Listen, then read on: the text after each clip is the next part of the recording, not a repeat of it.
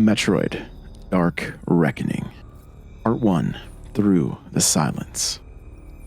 Her shiny purple gravity suit glowed with a pulsating red light. The smoldering speck of the space station was now in her sight. Her chart showed no space stations in the area, so whatever was happening here wasn't meant to be public. Silencing the distress signal, she focused on prioritizing proximity alarms for the detection of unwanted visitors. To her left, the screen showed no signs of life on the station, nothing unusual from this distance. Her gunship sliced through the darkness as she began her approach.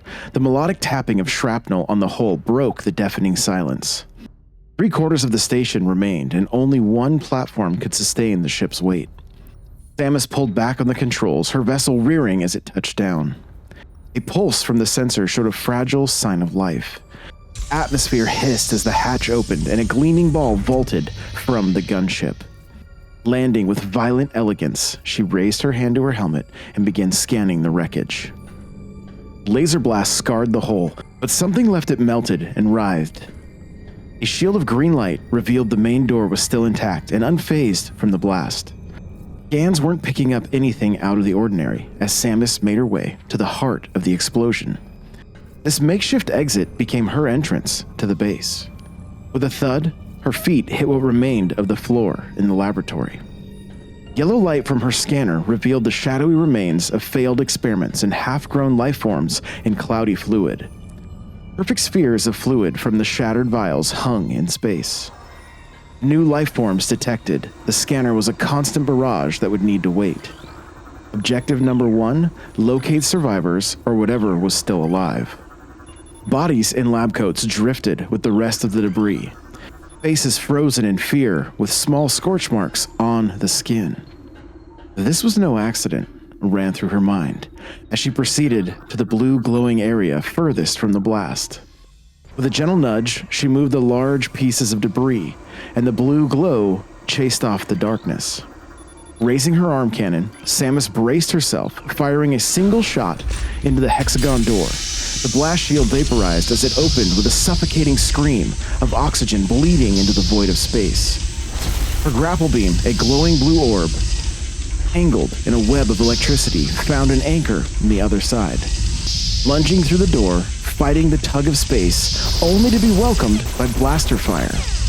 With a single motion, grabbing the anchor point with her hand while flipping over the security bot and firing her arm cannon with surgical accuracy.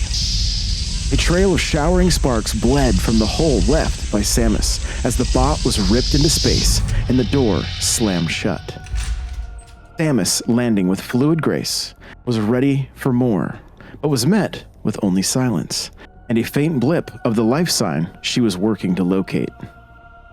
Emergency lights were all that remained in the aftermath of the storm that tore through this station. The flicker of a monitor caught her attention. This was the main control room.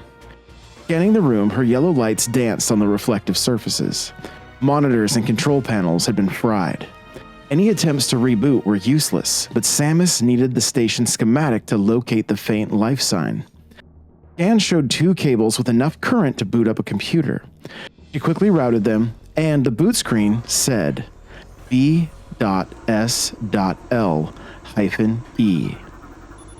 The name sent ice down her spine. She downloaded every available file for further investigation. Her visor now showed a layout of the station, and the faint signal was close. The main lab was the belly of the station. Running solely on emergency backup, all elevators were out of commission. Samus examined the ventilation schematic and found the path she needed to reach the lone survivor. A vent near the elevator shaft led straight to the main lab. A single shot at the vent melted the grate as she dove into the morph ball. Nothing but a trail of light followed her as she plummeted to the floor of the lab. A well-placed bomb made easy use of the grate, allowing her to exit. Scanning the room the moment her feet hit the floor revealed movement all around her. Shadows dashing with precision, setting up fortified positions. 6 large pillars circled the room. Scan showed at least 5 targets had taken cover behind each one. A large mass in the center of the pillars was impossible to make out in the darkness, but also seemed to be the source of life. What had taken cover when she entered the lab? There were no life signs, but they moved like organic beings. Surveying the room, she noticed 10 large glass containers. 7 had been shattered with their fluid pooled on the floor. 3 held the remains of what looked like space pirates, but they were modified.